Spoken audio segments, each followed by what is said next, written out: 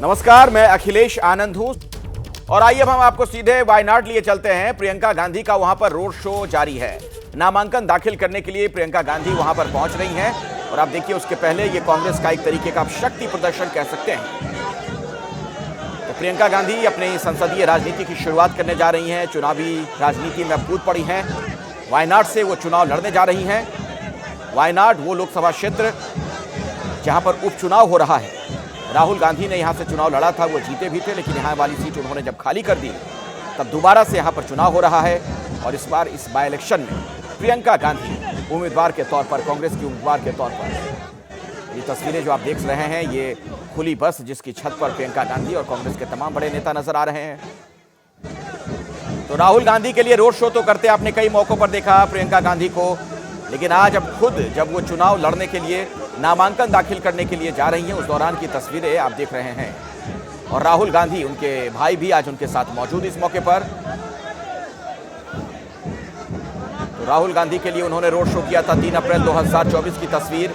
और आज अब देखिए खुद अपने लिए चुनाव प्रचार के लिए निकली हैं, नामांकन दाखिल करने जा रही हैं। प्रियंका के लिए रोड शो में भाई आज मौजूद है, यानी राहुल गांधी को भी आप देख रहे हैं। ये खुली हुई बस जिसकी छत पर तमाम टॉप लीडरशिप कांग्रेस की, और देखिए रॉबर्ट वाड्रा भी, प्रियंका गांधी के पति भी नजर आए अभी इन तस्वीरों में। और केरल कांग्रेस के भी कई वरिष्ठ नेता यहां पर मौजूद हैं। तो आज का दिन जाहिर तौर पर नेहरू गांधी परिवार के लिए एक बड़ा दिन है, क्योंकि प्रियंका गांधी पहली बार चुनावी राजनीति में हाथ आजमाने के लिए उतर चुकी हैं। वायनाड का मुकाबला उनके लिए बहुत कठिन होगा ऐसा तो नहीं कहा जा रहा है, लेकिन चुनाव में तमाम समीकरण देखने को मिलते हैं। इस लिहाज से क्या होगा आने वाले दिनों में वो देखना होगा। सीधे मैं आपको लिए चलता हूं, मेरे वरिष्ठ सहयोगी आशीष सिंह इस वक्त न्यूज रूम से मेरे साथ जुड़े हुए हैं। आशीष, प्रियंका गांधी ने भी अपनी चुनावी राजनीति की शुरुआत कर दी। जी हाँ, बहुत बड़ा मोमेंट है। कांग्रेस पार्टी बहुत समय से अखिलेश, तमाम कार्यकर्ता और नेता ये मांग कर रहे थे साल दर साल कि प्रियंका गांधी को सक्रिय राजनीति में आ जाना चाहिए, पार्लियामेंट के अंदर उनको आना चाहिए। चुनाव लड़ने की मांग उनको लेकर के बहुत समय पहले से थी और अब उस सीट को चुना राहुल गांधी को रायबरेली भेज के, जहाँ से उनकी मां ने अपना एक्टिव पॉलिटिकल उससे संन्यास एक तरह से लिया और उसके बाद वो राज्यसभा में चली गई। राहुल गांधी को यहाँ से शिफ्ट किया गया, ये तय किया गया कि भाई राहुल गांधी वहाँ से सांसद थे, लोगों के अंदर नाराजगी ना हो, साउथ इंडिया में गलत मैसेज ना जाए, कांग्रेस का जो वोट बेस है वो इंटैक्ट रहे और उसको थोड़ा और एक्सपैंड किया जाए। पहले से ही कहा जाता था कि प्रियंका गांधी के अंदर लोग इंदिरा गांधी की छवि देखते हैं। ऐसे में राहुल गांधी ने जब वो सीट खाली की तब ये तय किया गया कि प्रियंका गांधी इसी सीट से जाकर के नामांकन भरे और चुनाव लड़े। और उसके बाद ये मोमेंट आ गया है जब प्रियंका गांधी आज अपना नामांकन दाखिल करने के लिए जा रही है। 1:15 बजे का वक्त करीब हमें बताया गया कल पेटा में जब वो पहुंचेंगी कलेक्ट्रेट में, जहां पर वो अपना नामांकन दाखिल करेंगे। आप बिल्कुल सही कह रहे हैं, तस्वीरों में हम देख सकते हैं उनके पीछे उनके बेटे रेहान भी है, राहुल गांधी उनके साथ है, रॉबर्ट वाड्रा उनके साथ है, कांग्रेस अध्यक्ष वहां गए हुए हैं, मिसेस गांधी, सोनिया गांधी उनकी मां वहां पर गई हुई है। हालांकि इस रोड शो में ऑब्वियसली वो अपने सेहत का ध्यान रखते हुए बस के ऊपर है नहीं। मैं आपको एक और बड़ी दिलचस्प बात बताऊं, ये तस्वीरें देखिए जो उन्होंने साड़ी पहनी है मूव कलर की। अभी मैंने उनके एक करीबी व्यक्ति से पूछा, उन्होंने बताया कि इसको भी उन्होंने खास तौर पर आज इस साड़ी को चूज किया है to represent the diversity of Kerala. South India की डाइवर्सिटी को दिखाने के लिए उन्होंने खास तौर पर आज इस मूव कलर की साड़ी को चुना, जो कि स्कीम ऑफ थिंग के केरला के जाता है। तो बड़ी सूझबूझ के साथ इसको भी पिक किया। एक मैसेजिंग करने की कोशिश की गई। तमाम रीजनल लीडर्स जो केरला के कांग्रेस के, यूडीएफ की बड़ी अच्छी खासी प्रेजेंस है। वह पारंपरिक तौर पर ठीक है, उनके खिलाफ इस बार सीपीआई ही नहीं बीजेपी की भी कैंडिडेट उनको चुनौती दे रही है वहां पर, लेकिन यूडीएफ और एलडीएफ पारंपरिक तौर पर दो राजनीतिक घटक जो हैं उनको वहां पर बड़ा मजबूत माना जाता है। उसको रिप्रेजेंट कर रही हैं प्रियंका गांधी और एलडीएफ में उनके खिलाफ सीपीआई ने अपना एक कैंडिडेट दिया है। पिछली बार जब राहुल गांधी वहां से लड़े थे तब खुद सीपीआई के महासचिव डी राजा की पत्नी एनी राजा ने उनको चुनौती दी थी। ऐसा लगता तो है अखिलेश की शी सिटिंग वेरी कंफर्टेबल, आसानी से ये सीट निकाल लेंगी। साउथ इंडिया में भी इसका एक मैसेज जाएगा। अगर राहुल गांधी के छोड़ने के बाद ये सीट कांग्रेस किसी और को दे देती तो तमाम तरीके के आरोप लगते हैं। मुझे लगता है इस वजह से गांधी परिवार ने यह तय किया कि ऐसे वक्त पर जब सोनिया गांधी एक्टिव पॉलिटिकल राजनीति से पीछे हट चुकी हैं तब वायनाड से प्रियंका गांधी को लाया जाए और गांधी परिवार के ये दोनों सदस्य लोकसभा में अब आपको नजर आएंगे। बिल्कुल आशीष, आप हमारे साथ जुड़े रहिए, मैं दोबारा आपके पास लौटता हूं, लेकिन ये तस्वीरें दर्शकों को जो हम दिखा रहे हैं उसके बारे में आपको बता दें। ये वायनाड से सीधी तस्वीरें एबीपी न्यूज पर आप देख रहे हैं। प्रियंका गांधी नॉमिनेशन के लिए जा रही हैं और उसके पहले कांग्रेस का ये शक्ति प्रदर्शन, दोनों भाई बहन आप देख सकते हैं इस बस पर सवार, और बस की छत पर से आप देखिए मौजूद लोगों का अभिवादन करते हुए। राहुल गांधी यहां से चुनाव लड़े थे, वो जीते थे, 2 बार जीते, लेकिन इस बार उन्होंने ये सीट जब खाली कर दी तब यहाँ पर उपचुनाव हो रहा है और इस बार उनकी बहन प्रियंका यहाँ से उम्मीदवार हैं कांग्रेस की। और पहली बार, ये बड़ा महत्वपूर्ण है, पहली बार प्रियंका गांधी अब चुनावी राजनीति में आई हैं। आशीष, ये तस्वीरें तो हम दिखाते ही रहेंगे, लेकिन एक बात ये भी कही जाती थी कि प्रियंका चुनावी राजनीति में इसलिए नहीं लाई जा रही हैं, कहीं कहीं राहुल गांधी को उसको नुकसान ना हो जाए, कहीं उनका कद ना बढ़ जाए। लेकिन अब जब वो इस तरीके से खुलकर राजनीति में आ गई, चुनावी राजनीति में, क्या ये कहा जा सकता है कि 2024 के नतीजों के बाद राहुल गांधी अब थोड़े कंफर्टेबल हो गए हैं, उनकी स्थिति थोड़ी मजबूत नजर आने लगी एक नेता के तौर पर, इसलिए प्रियंका अभी आ रही है चुनावी राजनीति में? देखिए, ऑपोजिशन का रिसर्जेंस और राहुल गांधी को लेकर के एक्सेप्टेबिलिटी जरूर ऐसा लगता है कि बढ़ी है। हालांकि आप एकदम तात्कालिक हरियाणा के नतीजों से कंपेयर करना चाहेंगे तो बहुत से लोग उसको क्रिटिसाइज करेंगे, उस पर सवाल खड़े करेंगे, लेकिन लार्जली ऐसा लगता है कि लीडर ऑफ ऑपोजिशन की भूमिका को एक्सेप्ट करने के बाद निश्चित तौर पर राजनीतिक कद राहुल गांधी का बढ़ रहा है। संभव है, यस, ये आर्ग्यूमेंट्स बहुत लंबे समय से अखिलेश में और आप सुनते आए हैं कि कहीं ऐसा तो नहीं कि परिवार में ही इसको लेकर के विभाजन था, शायद वो इसलिए राजनीति में इतने सालों से सामने नहीं आई क्योंकि किसी भी तरह से राहुल गांधी के प्रोस्पेक्ट्स को ओवरशैडो न हो जाए, इस बात का ख्याल रखा जाता था परिवार के अंदर। लेकिन मैं आपको बताना चाहूंगा, I will take you back to some years, कुछ साल पहले, ज़्यादा भी वक्त नहीं बीता है, जब हमने प्रियंका गांधी के साथ एबीपी न्यूज़ पर एक बड़ा मेगा शो किया था जिसमें मैंने ही उनसे ये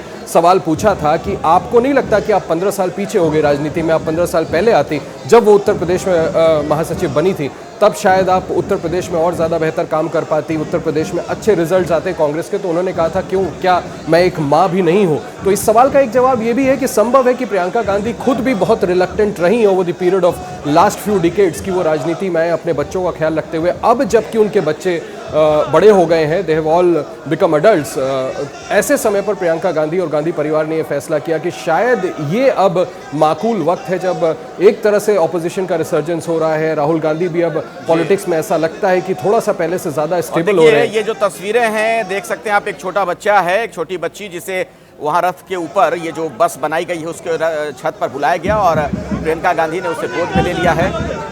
ये आप देख रहे हैं राहुल गांधी, प्रियंका उस बच्ची से बात करते हुए। ये जो रोड शो चल रहा है उसी दौरान की तस्वीरें, कुछ ही देर में नॉमिनेशन फाइल करने वाली हैं प्रियंका, और उसके पहले इस तरीके से वो लोगों के बीच पहुंचने की कोशिश करती हुई।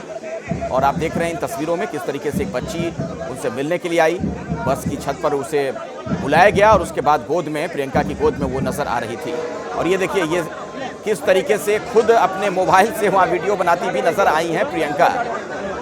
ये तस्वीरें भी लगातार हम आपको दिखा रहे हैं, इस पर हम चर्चा भी कर रहे हैं। और आशीष, एक बात और भी है, अगर मैं बिल्कुल सही हूँ, नेहरू गांधी परिवार की अगर बात की जाए तो प्रियंका वो पहली मेंबर जो दक्षिण से चुनावी राजनीति का आगाज कर रही हैं, दक्षिण भारत से। जी हाँ, बिल्कुल, आगाज करने की बात आप बिल्कुल ठीक कह रहे हैं। पहले भी हालांकि उनके भाई राहुल गांधी लड़ लिए, पहले मिसेस गांधी साउथ से लड़ चुकी है, लेकिन आप बिल्कुल ठीक कह रहे हैं कि पहली बार अपने करियर की शुरुआत इलेक्टोरल पॉलिटिक्स की, एक्टिव इलेक्टोरल पॉलिटिक्स, लोकसभा की पॉलिटिक्स पहली बार गांधी परिवार का कोई सदस्य साउथ से कर रहा है। एक्सटेंडेड गांधी परिवार की बात करूँ तो भी मनेका गांधी हो, चाहे वरुण गांधी हो, ये सभी लोग लार्जली यूपी से रहे, चाहे संजय गांधी हो, राजीव गांधी हो, ये पहली बार कोई सदस्य ऐसा हो रहा है जो अपने इलेक्टोरल राजनीति, लोकसभा की राजनीति साउथ इंडिया से शुरू करने जा रहे हैं। और ये बात मैं आपसे पहले कह रहा था कि एक मैसेज भी है इसके पीछे कि साउथ इंडिया को ये एहसास रहना चाहिए, बहुत बड़ा वोट बेस है कांग्रेस पार्टी का सदर्न स्टेट्स में, सिर्फ केरला ही नहीं, चाहे वो तमिलनाडु हो या फिर आंध्रा हो, तेलंगाना हो, इन सभी स्टेट्स में अच्छा फुटहोल्ड है। और उसको ये नहीं लगना चाहिए था, कांग्रेस को इस बात की चिंता थी कि राहुल गांधी ने सीट छोड़ दी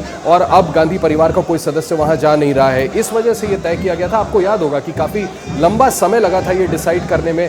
लोकसभा चुनाव के पहले मुझे खुद टॉप सोर्सेज ने कांग्रेस के बताया था कि प्रियंका गांधी इस बार लोकसभा चुनाव की राजनीति में आना ही नहीं चाहती, वो चुनाव ही नहीं लड़ना चाहती थी। उसके बाद सोनिया गांधी, राहुल गांधी और प्रियंका गांधी के साथ देर रात बैठी थी, बड़ी लंबी मुलाकात चली थी, जब उन्होंने ये बात समझाया था अपने दोनों बच्चों को कि बहुत ज़रूरी है कि आप दोनों सक्रिय राजनीति में आए, सक्रिय माफ़ कीजिएगा पॉलिटिकल पार्लियामेंट्री पॉलिटिक्स में आए, और इस वजह से दोनों का ही चुनाव लड़ना बहुत ज़रूरी है। प्रियंका गांधी ने साफ इनकार कर दिया था कि वो नहीं चाहती थी, वो चाहती थी कि उनकी कोई भी सक्रिय भूमिका चुनाव के बाद तय की जाए। लेकिन उसके बाद जिस तरह से रिजल्ट्स आए, गांधी परिवार को ऐसा लगा कि यूपी में थोड़ा सा बढ़ने में कामयाब हुए हैं, ऐसे में क्यों ना सोनिया गांधी अगर सीट खाली कर रही हैं तो वहाँ पर राहुल गांधी को वायनाड से लाया जाए और प्रियंका गांधी को, माफ़ कीजिएगा, रायबरेली से लड़ाया जाए और प्रियंका गांधी को वायनाड से चुनाव लड़ाया जाए। इस वजह से ये चीज़ें तय करके सोनिया गांधी के इंसिस्टेंस पर प्रियंका गांधी राजी हुई हैं। इस बार भी वो रिलक्टेंट थी। बताइए, आप अभी इस बात का जिक्र कर रहे थे कि लंबा समय लगा उनको डिसाइड करने में। इस बार भी वो रिलक्टेंट थी, लेकिन फाइनली अब वो राजी हो गई। वायनाड से चुनाव में नामांकन दाखिल करने जा रही हूँ। जैसा मैंने आपसे कहा कि 12:15 करीब हो रहा है जब मैं और आप बात कर रहे हैं। मुझे लगता है 15-20 मिनट या रोड शो कई बार डिले हो जाते हैं थोड़े बहुत, तो आधे घंटे का समय आप मान के चलें। उसके बाद कलपेटा में कलेक्ट्रेट पहुंचेंगी। बड़ी संख्या में, हजारों की संख्या में कांग्रेस के कार्यकर्ता वहां पर जरूर इकट्ठा हुए हैं उनको अकम्पनी करने के लिए। पूरा इंथुजियाज्म, एक तरह से अपना शो ऑफ स्ट्रेंथ कांग्रेस वो करना चाह रही है। प्रियंका गांधी में कोई कसर कांग्रेस नहीं छोड़ना चाहती। उनके इस नॉमिनेशन में बड़े बड़े दूसरे नेता भी पार्टी के वहां पर पहुंचे हैं। बड़ी संख्या में लोग इकट्ठा हैं। कुछ देर में वो पहुंचेंगे और फिर वहां पहुंचकर कलेक्ट्रेट में अपना नामांकन दाखिल करेंगे। बिल्कुल, ये तस्वीरें हमारे दर्शक जो देख रहे हैं, ये सीधा प्रसारण एबीपी न्यूज पर जब प्रियंका नॉमिनेशन के लिए निकली हैं। और ये देखिए, अलग अलग आपके सामने जब अब तस्वीरें हैं। इंदिरा गांधी जब 1978 में जा रही थी नॉमिनेशन फाइल करने के लिए, उस दौरान की तस्वीर है। बेल्लारी कर्नाटक से जब सांसद चुनी गई सोनिया गांधी, उस दौरान की तस्वीर भी आप देख रहे हैं। और वायनाड केरल से सांसद राहुल गांधी चुने गए, वो तस्वीर हम आपको दिखा रहे हैं जब प्रचार करते हुए वहां पर नजर आए थे। और प्रियंका गांधी आज जब वहां पर प्रचार करने के लिए, नॉमिनेशन फाइल करने के लिए गई हैं, उस दौरान की तस्वीर भी आप देख सकते हैं। तो आज का दिन कांग्रेस के लिए भी बहुत खास, चूंकि नेहरू गांधी परिवार से अब प्रियंका गांधी ने भी चुनावी राजनीति में अपना आगाज कर दिया है। इस बड़ी खबर पर हमारी नजर बनी हुई है। तो अभी की बड़ी खबर एबीपी न्यूज पर आप लगातार देख रहे हैं। प्रियंका गांधी नॉमिनेशन फाइल करने के लिए जा रही हैं और उससे पहले रोड शो करते हुए उनका जो कारवां रवाना हो रहा है, उस दौरान की तस्वीर आप देख रहे हैं। ये वायनाड में आप देख सकते हैं, जबरदस्त भीड़ नजर आ रही है आज उनके रोड शो में। प्रियंका गांधी के साथ उनके भाई राहुल गांधी भी मौजूद हैं और वहां मौजूद तमाम लोगों का, भीड़ में मौजूद लोगों का अभिवादन स्वीकार करते हुए वो धीरे धीरे आगे बढ़ रहे हैं। ये देखिए, ये बस आपको नजर आ रही है। इसी बस की छत पर सवार हैं प्रियंका, उनके साथ राहुल गांधी भी हैं, जो जिनके हाथ में मोबाइल और आसपास मौजूद भीड़ का वीडियो बनाते हुए दिख रहे हैं। वो बड़ी खबर आपको बता दें, दिल्ली एनसीआर में प्रदूषण पर सुप्रीम कोर्ट सख्त हो गया है। पंजाब हरियाणा सरकार को सुप्रीम कोर्ट की फटकार। पॉल्यूशन पर राज्य सरकारें गंभीर क्यों नहीं है, ये सुप्रीम कोर्ट ने कहा है। पंजाब और हरियाणा की सरकार को लेकर सख्त रवैया सुप्रीम कोर्ट का। पराली जलाने के आंकड़ों पर झूठ बोला जा रहा है, ये कहा गया है सुप्रीम कोर्ट की ओर से। इसरो की सैटेलाइट रिपोर्ट भी झुठला रहे हैं, ये कहा है सुप्रीम कोर्ट ने। दिल्ली का क्या हाल हो रहा है ये पूरा देश जानता है, देश देख रहा है, लेकिन उसके बावजूद भी झूठे आंकड़े बताए जा रहे हैं और इसरो की सैटेलाइट जो रिपोर्ट है उसको भी झुठलाया जा रहा है। और सीधे सीधे ये कहा गया राज्य की सरकारों को कि आखिर इस मसले पर गंभीर आप क्यों नहीं हैं। देखिए, दिल्ली एनसीआर में लगातार बढ़ता पॉल्यूशन, हर साल की यही तस्वीर होती है इस वक्त में, और सुप्रीम कोर्ट अब सख्त दिखाई दे रहा है। अंकित गुप्ता मेरे सहयोगी इसी पर और जानकारियों के साथ जुड़ चुके हैं, सीधे उन्हीं का रुख करते हैं। अंकित, हर साल की वही तस्वीर, हर साल की वही कहानी। इस मौसम में जिस तरीके से पॉल्यूशन बढ़ता है, अब सुप्रीम कोर्ट ने सीधे सीधे राज्य की सरकारों को फटकार लगाई है, क्या कुछ कहा गया? जी बिल्कुल, देखिए आज सुप्रीम कोर्ट खासी नाराज नजर आ रही है। उसकी वजह भी है, उसकी वजह यह है कि ये कोई पहला मामला नहीं, जिस बात का भी आपने भी जिक्र किया। हर साल पिछले जो कुछ सालों की बात की जाए, जब भी इस तरीके के हालात बनते हैं, मामला सुप्रीम कोर्ट में आता है और सुप्रीम कोर्ट दिशा निर्देश जारी करता है। इस उम्मीद के साथ में कि अगले साल हालात बेहतर होंगे, लेकिन हालात क्या हैं हम और आप देख ही रहे हैं। यहां पर एनसीआर में दिनों दिन प्रदूषण बढ़ता जा रहा है और सांस लेना भी मुश्किल हो रहा है, गैस चैम्बर में तब्दील हो रहा है। और आज सुप्रीम कोर्ट ने भी उसी बात का जिक्र किया है। सुप्रीम कोर्ट की नाराजगी खास तौर पर पंजाब सरकार को लेकर के है। पंजाब सरकार से जो जब एक जवाब पूछा गया कि कितने मामले दर्ज हुए, तो कहा गया 5 मामले। तो इस पर जो सुप्रीम कोर्ट ने और ज्यादा नाराजगी जताई कि इस तरीके की घटनाएं होती जा रही हैं और आप 5 मामले दर्ज कर रहे हैं। हालांकि उसके बाद में वरिष्ठ वकील यहां पर अभिषेक मनु सिंह भी पेश हुए, उन्होंने कहा कि जी नहीं, और भी कई सारी घटनाएं हुई हैं, हम मामले दर्ज कर रहे हैं। लेकिन सुप्रीम कोर्ट का यही कहना था कि आखिर ये कार्रवाई रुक क्यों नहीं रही। पराली जलाने की जो संख्या है वो लगातार दिनों दिन बढ़ती जा रही है, लेकिन उस पर रोक क्यों नहीं लग पा रही। तो सीधे तौर पर सुप्रीम कोर्ट की नाराजगी सामने आ रही है। और अभी भी जो हमारे सहयोगी निपुण सहगल जो कोर्ट रूम में मौजूद हैं, उनके हवाले से साफ तौर पर जानकारी आ रही है कि सुप्रीम कोर्ट अपना आदेश लिखवा रही है। और सुप्रीम कोर्ट की नाराजगी इसी बात को लेकर के है कि पिछली सुनवाई के दौरान जब निर्देश दिए गए थे, उसके बावजूद आज तक हालात ज्यादा बदले नहीं है और उल्टा बदतर हुए हैं, तो इसकी जिम्मेदारी जिन लोगों के ऊपर है उनके खिलाफ कार्रवाई की भी बात कर रहा है सुप्रीम कोर्ट। जी बिल्कुल ठीक है, बहुत शुक्रिया आपका अंकित इस पूरी जानकारी के लिए। हर साल गाइडलाइंस जारी की जाती है लेकिन उसके बावजूद भी उसको फॉलो नहीं किया जाता। अब सुप्रीम कोर्ट ने राज्य की सरकारों को फटकार लगाई है। अब आगे बढ़ते हैं, बड़ी खबर एक और है। आरएसएस प्रमुख मोहन भागवत और योगी की मुलाकात पर बड़ी जानकारी सामने आ रही है। यूपी उपचुनाव और 2027 चुनाव पर चर्चा हुई, सूत्र बता रहे हैं हरियाणा चुनाव का फॉर्मूला यूपी में लागू करने पर बात हुई है। मतदाताओं को जोड़ने में संघ मदद करेगा। और मथुरा में कल मोहन भागवत से सीएम योगी आदित्यनाथ की मुलाकात हुई थी, आप जानते हैं, और दोनों के बीच में करीब 2 घंटे तक मुलाकात चली थी। अब इस मुलाकात में क्या बात हुई, इसी को लेकर चर्चा चल रही थी। अब जानकारी ये सामने आ रही है कि उपचुनाव जो अभी होने हैं 9 सीटों पर, उस पर और साथ ही 2027 के चुनाव को लेकर चर्चा हुई है। वीरेश पांडे मेरे साथ जुड़ चुके हैं जानकारी के साथ। वीरेश, कल की मुलाकात, क्या कुछ बात हुई, आपके पास क्या इनसाइड स्टोरी है, क्या जानकारी है, जरा बताइए।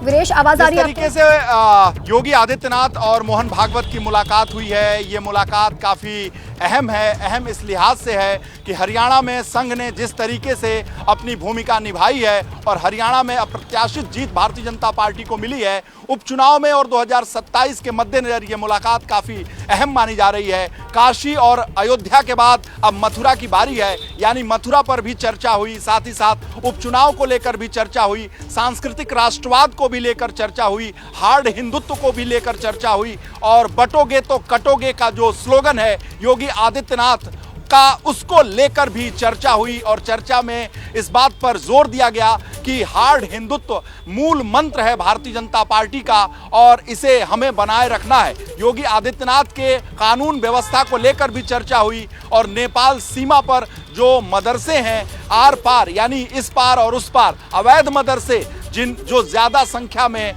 धीरे धीरे आगे बढ़ रहे हैं, धीरे धीरे उनका निर्माण हो रहा है, इस पर भी चिंता जताई गई। और साथ ही साथ उसमें अवैध गतिविधियों को लेकर भी बात की गई, सोर्सेज से ये खबर है। इसके अलावा जो कानून व्यवस्था है योगी आदित्यनाथ सरकार की, इस पर भी अहम चर्चा की गई। योगी आदित्यनाथ और संघ प्रमुख मोहन भागवत की ये मुलाकात इस लिहाज से भी महत्वपूर्ण माना जा रहा है कि गोरखपुर में जब मोहन भागवत की यात्रा हुई थी, उस दरमियान योगी आदित्यनाथ और मोहन भागवत संघ प्रमुख की मुलाकात होते होते रह गई थी और 4 जून के रिजल्ट के बाद का वो दौर था, इसलिए बहुत सारे कयास लगाए जा रहे थे। और ये जो बहुप्रतीक्षित मुलाकात योगी आदित्यनाथ और संघ प्रमुख की थी, वो मथुरा में हुई है। लगभग 1.25 घंटे की ये मुलाकात हुई है और इस मुलाकात की जो सबसे खास बात है उसमें यूपी की कानून व्यवस्था और राष्ट्रवाद और हार्ड हिंदुत्व, उपचुनाव और 2027 के आम चुनाव पर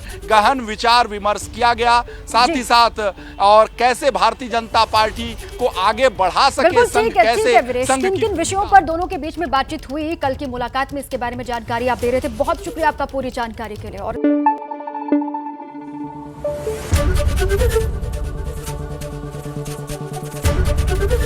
एबीपी न्यूज आपको रखे आगे।